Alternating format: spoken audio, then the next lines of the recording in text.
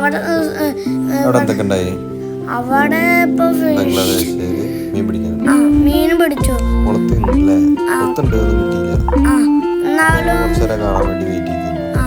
അപ്പൊ ഞങ്ങള് അതിൽ കണ്ടോണ്ടിരിക്കുന്ന ഒരു മീൻ.